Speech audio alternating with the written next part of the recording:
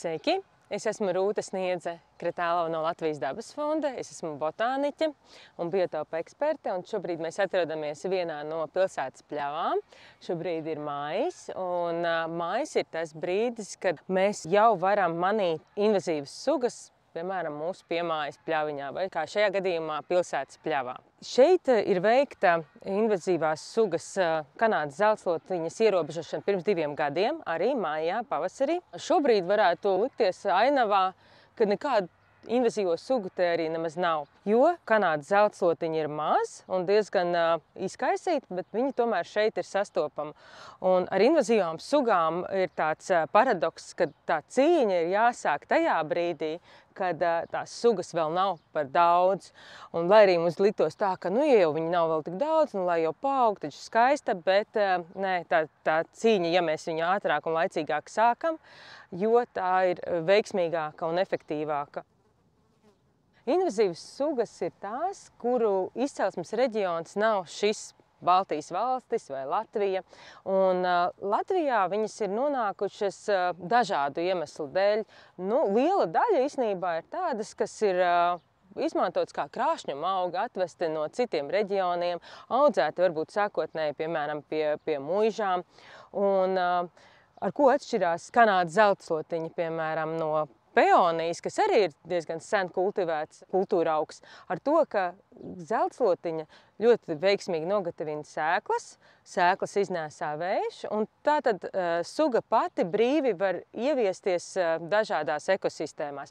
Pārsvarā tās būs vietas, kur noticis kaut kāds augsnes traucējums, kur ir varbūt mazāk vietējās floras augi, kur ir kādas brīvas vietas. Ar invazīvām sugām ir tā lieta, kad viņas nonākuši šajā reģionā, viņām nav tie apstākļi, kas ir dabiskajā vidē un vietā, tātad dažādas slimības vai dažādi kaitēkļi, kas kaut kādā veidā regulē šo viņu izplatību.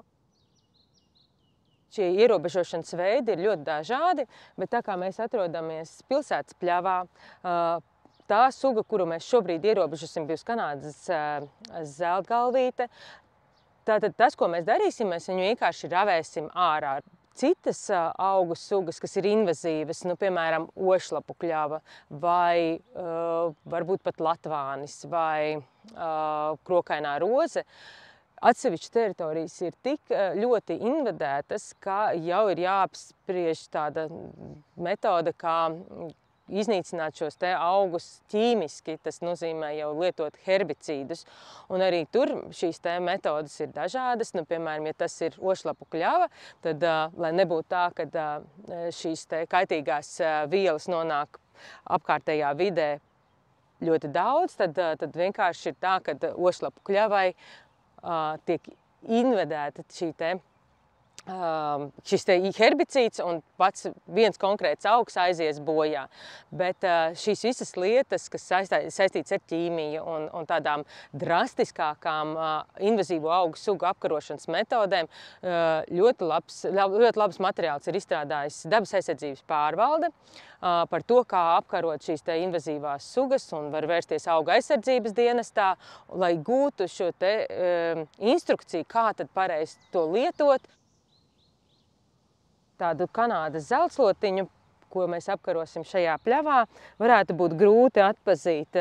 Profesionāliem, protams, ir vienkāršāk, tomēr mēs varam izmantot arī dažādas aplikācijas, vai Google Lens, vai PlantNet, un drošības labad pārbaudīt, vai tiešām šī ir tā Kanādas zeltslotiņa, ko mēs gribam ierobežot. Jo šobrīd viņu skaidrs, ka nezied, un tieši tāpēc tas ir labākais brīdis uzsākt šo cīņu. Ko mēs darīsim? Mēs esam bruņojušies ar cimdiem, ar lāpstu, ar maisu, un mēs ravēsim un izraksim ārā pēc iespējas vairāk Kanādas zeltslotiņas. Reizēm cīņa ar invazīviem un nevēlamiem augiem tiešām ir tāda grūta un var prasīt gadiem. Tātad pirmām kārtām jau tas, ka teritorija ir jāapsaimnieko, vienreiz vismaz, bet varbūt pat reizēm 2 reizes šīs pļaviņas ir jāpļauj, zāle ir jānovāc. Tomēr ir jārēķinās to, ka šādu blīvo skābeni vien ar pļaušanu mēs nevaram ierobežot. Un pat ja mums būtu tāda ideāla situācija, mums būtu ganāmpulks, tad blīvā skābene skābeni, kā reizi ir tas augs, ko tiešām lopiņi izvairās ēst. Tad mums nekas cits arī neatliek, kā vienkārši mēģināt izrakt pēc iespējas rūpīgāk šo augu ārā, bet augs ir tik tiešām tāds drukns un ar dziļu sakņu sistēmu, un kas ir vēl raksturīgs daudzām īstenībā invazīvām augu sugām, ka viņas ļoti veiksmīgi spēj attīstīties arī no maza sakņu gabaliņa. Tāpēc mums ir jāmēģina pēc iespējas rūpīgāk uzreiz, tad, kad mēs strādājam ar šo te ierobežošanu, jau izņemt ārā pēc iespējas vairāk šī te invazīvā auga masas, gan virzemes, gan pazemes. Šobrīd augi ir savākti vienā maisā. Varianti mums nav daudz. Ja mums, piemēram, tā ir piemājas platība, tad mēs varam ierīkot kompostu kaudzi un likt šo visu kompostēties. Un pēc pāris gadiem jau viss būs sadalījies, un tas būs izmantojams, kā lai saka, melnzeme, ko mēs varam izmantot tālāk augnes auglības nodrošināšanai citviet. Vai otrs variants, kas ir varbūt tāds vienkāršāk īstenojams, un pie tam, ja tās ir tādas plašas ganības vai pļavas, tad mēs varam iznest ārā no ganībām, no pļavām, un varam nolikt to skaudzē, lai pāris dienas tas apžūst, lai liekais mitrums aiziet nost, un vienkārši mēs to visu sadedzinam. Bet, kas ir būtiski ņemt vērā to, ka mēs to nedaram tajā atjaunojamajā pļavā, bet tas notiek kaut kur malā, jo tāpēc, ka pelnos būs daudz barības vielas, un ja mēs to darīsim pļavā, tad tas veicinās to, ka augnes auglība palielināsies un sāks atkal augt kādas nevēlamas barības vielām prasīgas sugas. Lai kā mēs centāmies izrakt un izraut visas nevēlamos augus, noteikti kāds būs paslēpies un palicis mums nemanīts.